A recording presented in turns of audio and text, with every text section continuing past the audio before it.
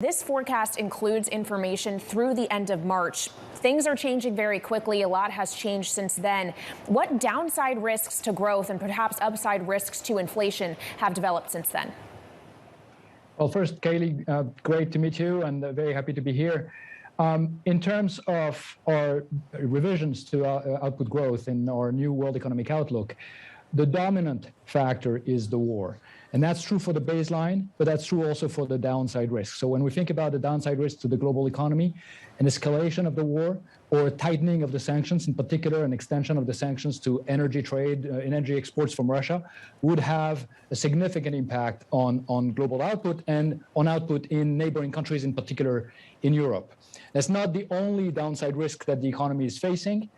There's also potentially a stronger slowdown in China. We've heard the numbers coming out yesterday and the measures that have been taken, announced just this morning. There's also the risk that inflation might be more elevated than what we've had and require more tightening from central banks. But the war comes first.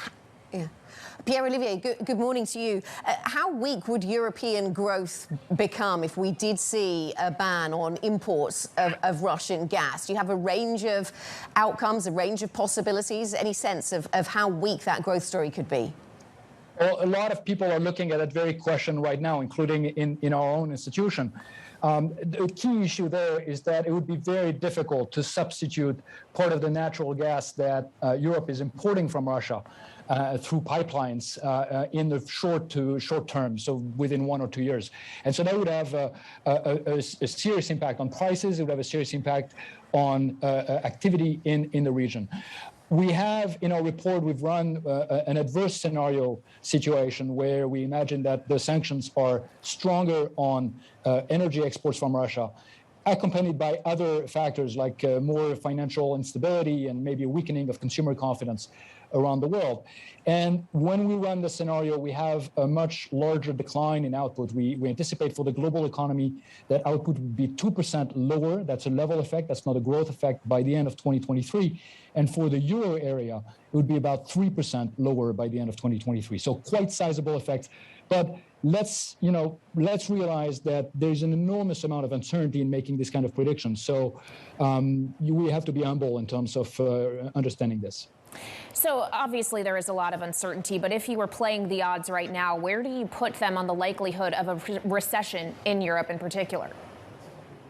Well, as of now, given where the sanctions are and have been, and despite some of the adjustments in the sanctions since then, the really big piece would be extending the sanctions to energy export from Russia.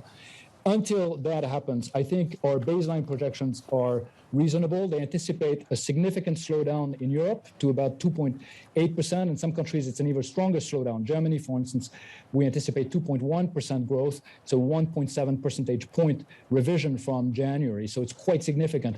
But it still stays in positive territory, although it's a much softer level of activity.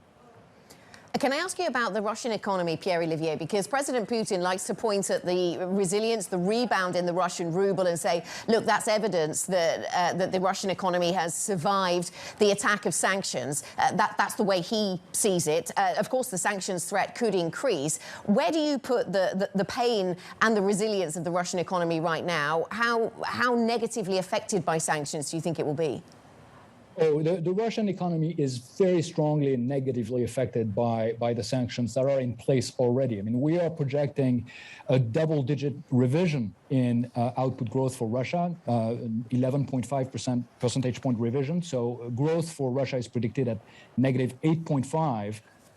In 2022. So it's very, very significant. And it's largely coming from the contraction in imports and the financial sanctions that have been put in place on Russia, excuse me.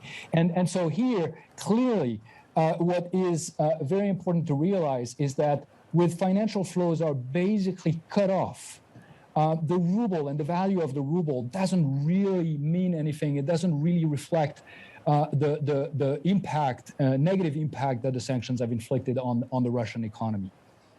All right, Pierre-Olivier, let's talk about China now, as we just touched on Russia. You've cut the China growth forecast to 4.4%. That's down from 4.8%. How much downside risk is there in that economy in particular, given that there is no sign of a let-up in its zero tolerance for COVID? Yeah, so we have a mild revision downward in our projection for China from 4.8% to 4.4. So it's 4.4 is quite a bit below the authorities' target of 5.5 for 2022. So we are projecting a softer level of activity in China in 2022. And this is largely driven by three factors. One is, as you pointed out, Omicron lockdowns that have been extended and are already factored in our baseline, although we anticipate them to be rather localized and temporary. Then there is a softening of external demand. The rest of the world is not doing as strongly, and therefore China is affected. It's an export-oriented economy. And third, there is also some trouble brewing at home in terms of the property sector, and that's also weighing down on output. Now, going forward, the zero COVID policy is something that has served China very, very well in terms of number of cases and number of deaths in the past 2 years. But it's, of course, harder to maintain when you have a more virulent strain of the virus like Omicron is. And it's especially problematic when you have a high fraction of your elderly population that is not vaccinated yet. And so China is sort of in a race to try to close this vaccination gap so that it can be less vulnerable. But that's something that is causing right now. At the same time, Pierre-Olivier, buffers, they can... sorry, finish your thought. Apologies, I'm sorry for interrupting. I wanted to ask you about something else that I know comes up in your report today, and that is about reshoring of operations, so maybe from China or other places back to Western economies. To what extent do you think reshoring is a solution for supply chain fragility, or does it bring fragilities and maybe inflationary pressures of its own? Well, reshoring can be part of a process of trying to secure some supplies and sort of to make sure that you have energy security and things like that. And we're not taking a stand on issues of national security. But more broadly, we think about the global economy as it's been developing over the last 75 years, a fairly integrated global supply chains that involve most countries in the world. This is something that has been extraordinarily beneficial to pretty much the entire global population. It has lifted hundreds of millions out of poverty. It has helped emerging markets grow very fast and become what they are today and on the path to become even larger in the future. So we are concerned that a process of deglobalization would unravel some of these gains that have been achieved over time, lead to efficiency losses, potentially more volatility, more disruptions, and potentially leave economies more vulnerable, not less vulnerable. This is something that we have actually analyzed in some detail in our latest report.